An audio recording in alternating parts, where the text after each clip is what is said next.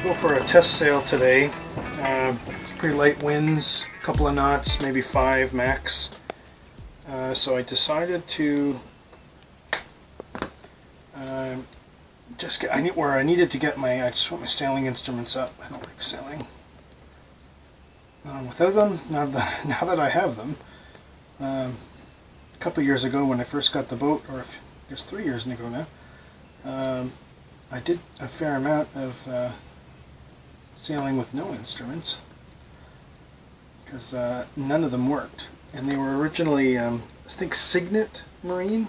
I reached out to them and they were willing to look at, fix my instruments, but it was at a cost of almost replacing them. So I was like, well, that means they didn't have any spare parts. Things like they were all analog or analog mechanical gauges, I guess is what you would call them. But anyways, on the Blue Sea systems, the outer bus bars for the ground, this is separate from the negative. So this, the way the Blue Sea systems electrical panel power distribution works is that this side here is where you put your devices for your power. The main power comes in here, so that's the fuse, and then this little line here is just the indicator for if there's actually power on it or not. And again, I'm relocating this over to the helm station, so this is just for today, so that I can have some power. But I'm going to double check the amp specifications. These are 15 amp breakers. The power consumption on the Raymarine product is, I'm trying to remember now, I think it was like an amp, 2. And then the sailing instruments was close to an amp. According to the spec, it's ranging from 7.37 watts to 10 watts. So at 12 volts, that would be close to an amp, basically, yeah. And then the instruments, so they're saying everything fits on a 5 amp fuse. But basically, the sailing instruments, which is power going onto the C-Talk cable here, then sends power on the C-Talk, I think it's NME 2000, at the same time. All right. So this draws an amp, the Raymarine product, and these other sailing instruments, they're probably, like I said, the fuse is a 5 amp fuse, so everything is less than 5. I've got it on a 15 amp breaker, so I might want to actually change that to a smaller breaker, but I'm still putting on, what's it called? I want to put radar, a few other things on it, so I'm not too sure if I'm going to connect it right to the same piece, but anyways, nice to get this cover on finally. Sailing instruments. My motor kicked in, so I'm going to have to do something about that. It's actually running on its own here, so this would be the Regen. So I need about 5 knots boat speed to turn this with this prop. That's what it looks like.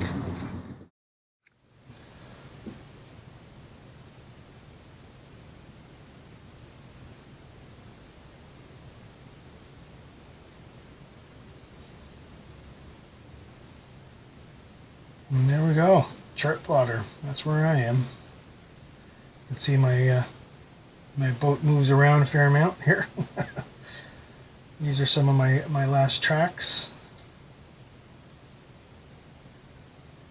So here in the inner harbor, I've kept a couple of tracks. This is when I went all the way over to Sandbanks, actually. So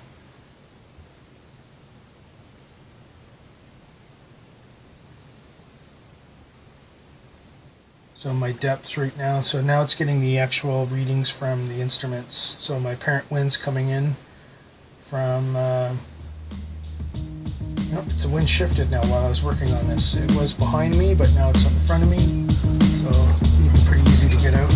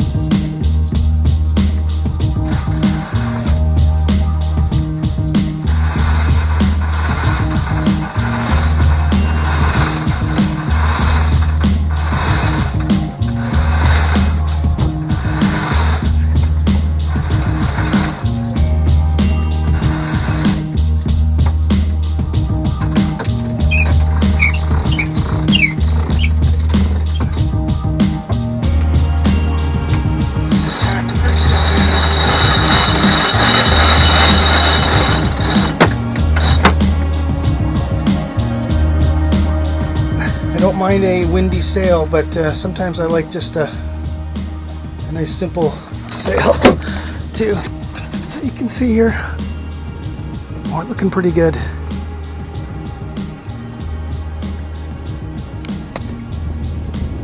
Sail's full. So I'm not quite used to the sails yet. They've been recut and they are behaving differently than my previous iteration. Turn the motor off. You can hear it. Fix up my lines. So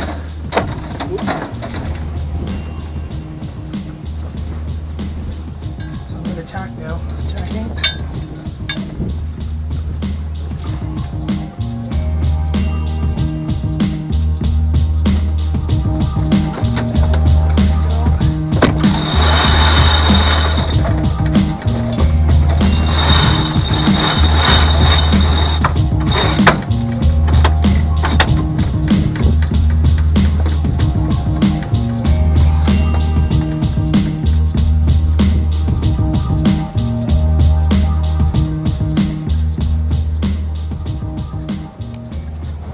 Here in Hamilton Harbour, there's a lot of big ships that anchor here. This is actually an anchor point, safe harbor for them from the lake. It takes, generally speaking, let me see here, what time did I leave? 10:20, 10:50, so it's a half an hour, and I'm over halfway up the harbor, so I've got about another half an hour. It takes somewhere between 45 minutes and an hour. I'm going against the wind, or sorry, I guess I'm going upwind to the bridge, the Hamilton Lift Bridge, and it's the canal that it goes between Lake Ontario and the harbor. So there's always a lot of big ships like this one here carrying supplies to the steel mills. So you can see on the left there's that's US Steel, and then the other one is ArcelorMittal. Anyways, it's always calmer in here. We've got 8 knots of wind, and I'm doing 4.3 knots. It kind of feels like it's slowing down actually a little bit here. And now those are big anchors. And that chain is monstrous. And I've got the jib out. It's basically 100% sail. And then I've got the main out. And I was touching on 5 knots there for a bit on my 8 knots of wind. The entry points to the other part of the harbor where all the steel plants are. So those big ships, there's another one, that one over there, and then there's another one over here. They wait their turn out here, or wait for good weather. I don't know what they're waiting on, but maybe to get resupplied, or I don't know. Anyways, they all go down in that area over there. There's some big slips, so I'm going to sail into their area. It's very deep here. It's like 70 feet everywhere in the harbor. Looking up the trailing indicators. See the top 2? I still don't have the right shape here on the sail. So I gotta keep working that a little bit. This is that little inlet I was telling you about. This is in behind the steel mills.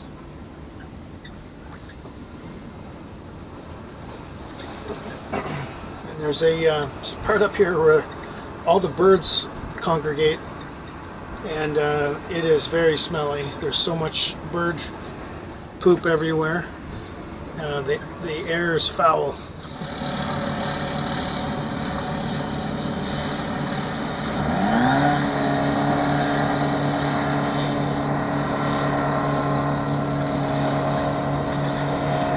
It's tacked here, but I'm going to go up here and then around and then through and around the harbor. So I just had to tack because my wind, you can see, was bringing me pretty close to shore here. I would have hit the shore. There. I don't want to go any closer because it smells really bad. The wind's blowing this way, but there must be 10,000 birds there. I don't know how many, but that's their home. A bunch of cormorants and seagulls, and so it stinks big time. That ambient noise in the background is all the traffic on the QEW here. We're really close to the road now.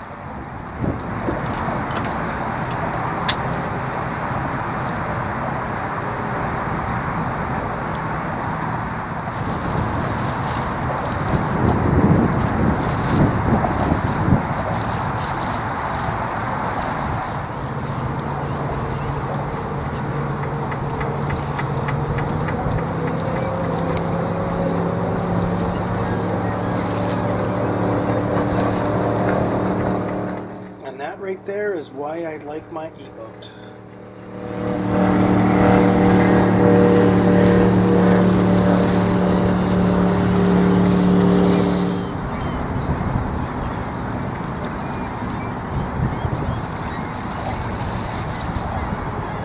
My motor kicked in, so I'm gonna have to do something about that.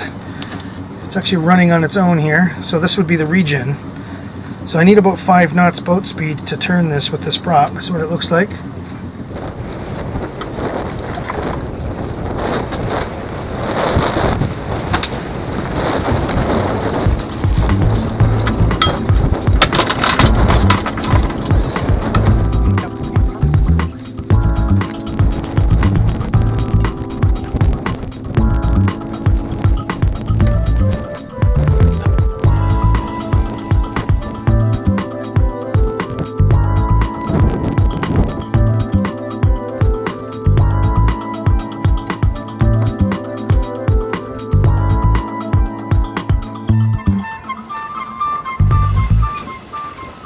Coming into dock, I think that I didn't quite come in fast enough. The crosswind was significant, so I had wind kind of coming across the front, but I thought it was more in the front than it was. But it actually was coming more,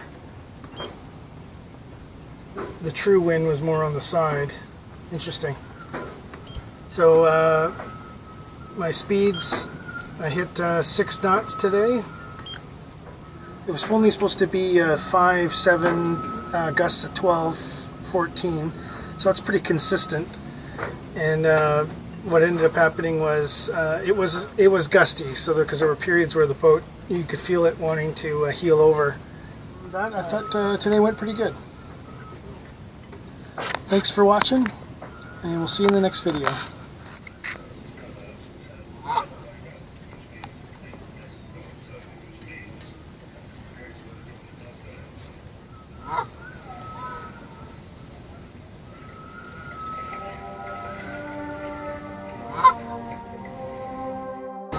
This one is 126, 27. That's good. This one's supposed to be 196. This 196. Yeah, 196. So 196 actually, if I go to the outside edges.